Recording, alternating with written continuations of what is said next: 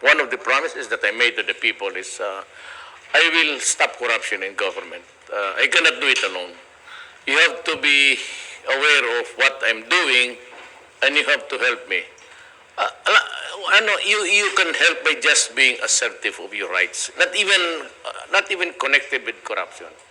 You know, guys, the only thing the Filipinos really need now is to be assertive. For example, just entering the customs area. They're not supposed to be picking on the bags and taking things nitty-gritty, one or two, not in commercial quantity. And I said, if that happens to you, you just raise a howl. Maybe you slap his hand or slap him.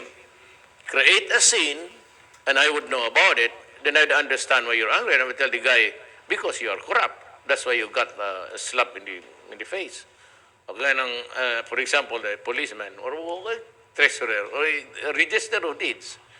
And they begin to hunker on things na parang nagpaparinig. Getting the other guy, know that you need.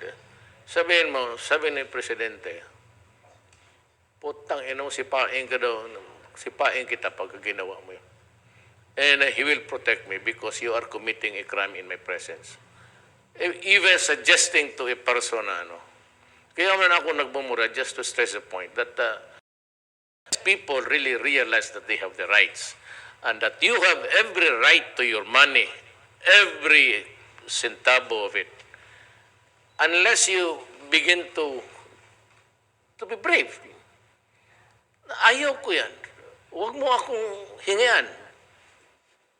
Pagka sinabi, pinilit mo ako, sige, magdating tayo. Huwag na tayo magdating ang station. Punta mo tayo kay Presidente. Doon sa gate, magsisigaw ako. And I'm sure I will get his attention because you'd be creating a ruckus somewhere there. And then I'd go out and ask you why. And then you're being milked. And it's bad. So, mas makatulong kayo sa bayan, sa sarili mo mismo. Huwag kayong bumigay. I mean, do not let go. At saka huwag talaga kayong bumigay na giving. Because that makes it really worse. I'm trying, to fix things in this country for all of us. For the longest time, we have not had any respite of corruption. That's why, ito ngayong, I just warned the DA and everybody there that people need their money and the materials. Just make sure na kayong taga-gobyerno, hindi kayo magkamali. Because there is no second chance dito. Zero tolerance. Pagka nagkamali ako, na pinaalis kita at hindi pala to, sorry na lang. Then I'd say to you, sorry. But that's it. I would rather magkamali ako to err in favor of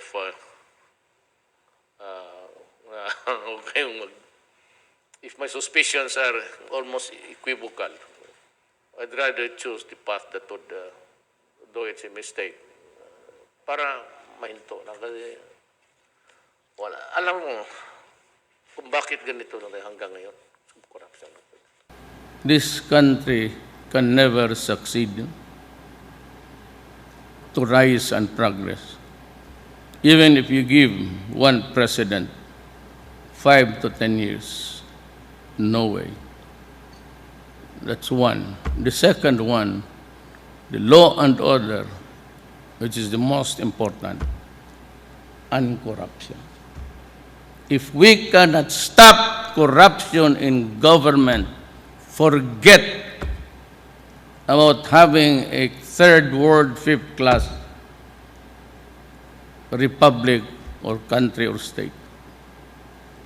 Corruption has really, I told you before, to a T, to the core, corruption has eaten government.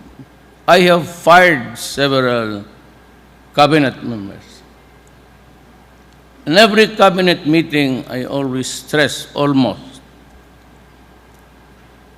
anything, any kasalanan, any wrong, it must not involve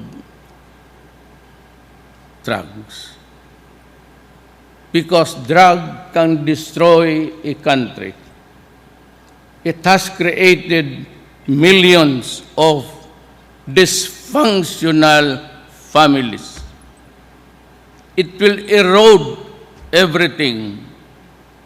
And one day, we might just find ourselves in a failed state because of narco politics. I'd like to address the Americans.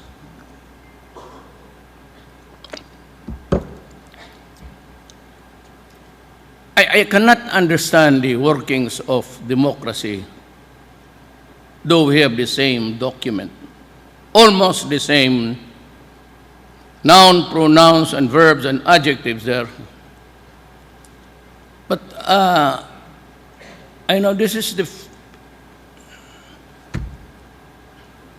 the American society and Filipino-American society were coming over, I think, this week to talk about our relations, our friendship. You know, but this is the only time that a head of a state, I'm referring to the previous president of the United States of America, that would, you know, criticize, attack, and condone what his State Department is doing. But to think that as early as during the time of President Ramos, Alunan, who was the secretary of the DILG at that time, was informed by the DAA, the Department of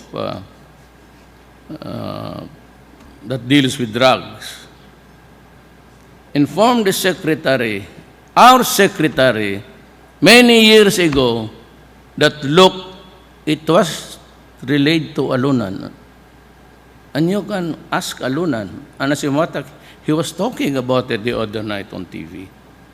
That your country, if you're not careful, is about to fall into a narco politics. I did not need that reminder because I was mayor here for over 23 years, and I knew the most basic sorrow and agony of the people. And drug is drugs. And we are now buffeted on both sides. We get a double whammy. The Señalosa cartel of Mexico are expanding, and the greed for money, easy money, dirty money, increases their appetite every day. And on this left side, if you look at the Philippines, your left side, your left hand is the west, your right hand is the east. On the western side, we have the Golden Triangle, also a well-known drug cartel in Asia and doing now business in the East Asian countries, prompting even the Prime Minister of Sri Lanka to say, I will follow Duterte. I will kill the bastards.